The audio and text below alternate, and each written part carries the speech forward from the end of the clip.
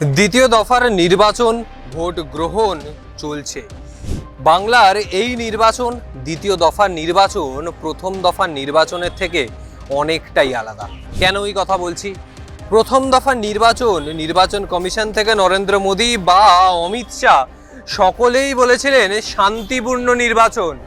এমনকি বাংলার বিদায়ী বিরোধী দলনেতা শুভেন্দু অধিকারীকেও বলতে শোনা গেছিল বাংলার প্রথম দফার নির্বাচন শান্তিপূর্ণ হয়েছে। কিন্তু দ্বিতীয় দফা এই প্রথম দফার শান্তিপূর্ণ নির্বাচনের থেকে অনেকটাই আলাদা।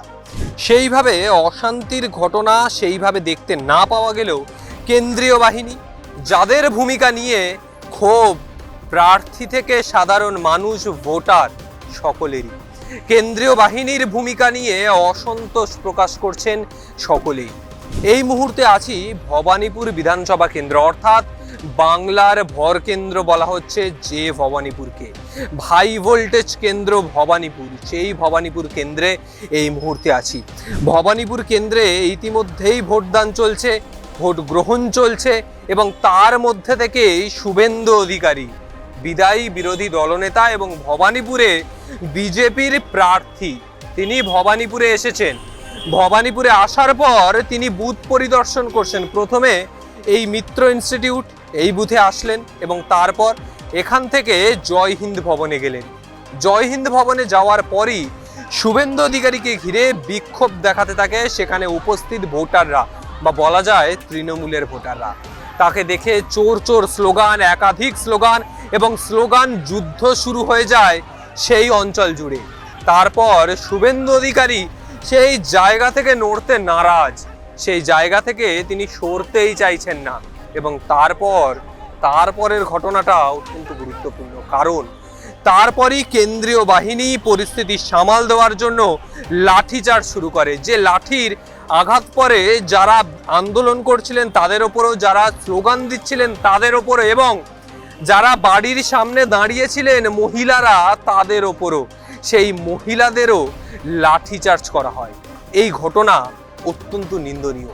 কেন্দ্রীয় বাহিনীর ভূমিকা নিয়ে বারংবার প্রথম দফা হোক বা দ্বিতীয় দফা, প্রত্যেকটি দফায় কেন্দ্রীয় বাহিনীর ভূমিকা প্রশ্নচিহ্নের মুখে দেখেছে। কোথাও বিজেপি প্রার্থী মার খাচ্ছেন, সেই মার খাওয়ার সময় কেন্দ্রীয় বাহিনী বুথের 100 মিটারের মধ্যে নেই, বিজেপি প্রার্থী মার খেয়েই গেলেন। এই ছবি প্রথম দফার নির্বাচনে দেখতে পাওয়া গিয়েছিল। এবং দ্বিতীয় দফার নির্বাচনে কেন্দ্রীয় বাহিনী সাধারণ মানুষের ওপর চড়াও হচ্ছে। শুধু কি এই ভবানীপুর? না, বিভিন্ন জায়গায় এই ছবি উঠে এসছে যেখানে কেন্দ্রীয় বাহিনী চড়াও হচ্ছে, কেন্দ্রীয় বাহিনী লাঠিচার্জ করছে। পরিস্থিতি সামাল দেওয়ার জন্য ব্যাপক পুলিশ ফোর্স নামানো হচ্ছে। এই পুলিশ ফোর্স স্পষ্ট করে দিচ্ছে বাংলার নির্বাচন আদপে কি শান্তিপূর্ণভাবে হচ্ছে, নাকি বাংলার নির্বাচন দেখিয়ে দিচ্ছে যে চিরাচরিত প্রথায় বাংলার নির্বাচন হয়ে আসে সেইভাবেই হচ্ছে। কেন্দ্রীয় বাহিনী তো আর জানেন না কারা আন্দোলন করছে বা কারা করছে না, তারা জানেন না, তারা দেখেননি। তারা লাঠি চার্জটা করে যেতে পারছেন, তারা সমানে লাঠি চার্জ করে যাচ্ছেন ঘন্টার পর ঘন্টা, তারা সমানে গলি দিয়ে চলে যাচ্ছেন লাঠি চার্জ করতে করতে পরিস্থিতি সামাল দেওয়ার জন্য। আর এই পরিস্থিতির মধ্যে থেকেই বাংলার দ্বিতীয় দফার নির্বাচন চলছে। বাংলার দ্বিতীয় দফার নির্বাচনে এই পরিস্থিতি একেবারে স্পষ্ট করে দিচ্ছে এই সময় দাঁড়িয়ে বাংলার নির্বাচন আদপে কি শান্তিপূর্ণ হচ্ছে, দ্বিতীয় দফার নির্বাচন সত্যি কতটা শান্তিপূর্ণ হবে। সেই জায়গায় দাঁড়িয়ে যখন মমতা ব্যানার্জিও বলছেন বা অভিষেক ব্যানার্জিও বলছেন বাংলার শান্তি বজায় রাখতে হবে, বাংলায় শান্তি বজায় থাকুক, যেখানে নির্বাচনে বাংলায় শান্তি বজায় থাকছে না সেখানে গোটা বাংলার মানুষের সুরক্ষা নিয়ে প্রশ্ন আসে।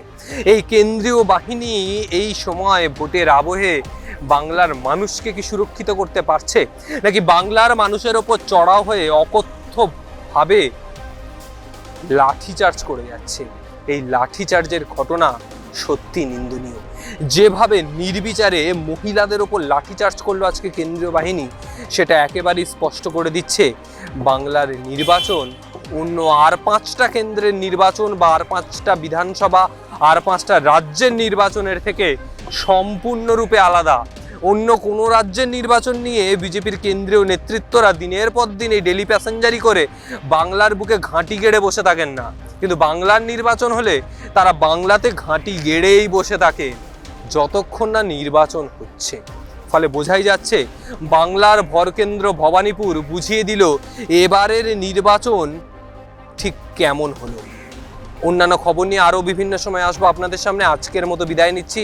ভিডিওটা ভালো লাগলে অবশ্যই লাইক কমেন্ট করুন, চ্যানেলটি সাবস্ক্রাইব করুন, আপনার মতামত জানান ভিডিওটি কেমন লাগলো এবং আপনার এলাকায় নির্বাচন ঠিক কেমন হলো সেটাও জানান আমাদের কমেন্ট বক্সে। নমস্কার।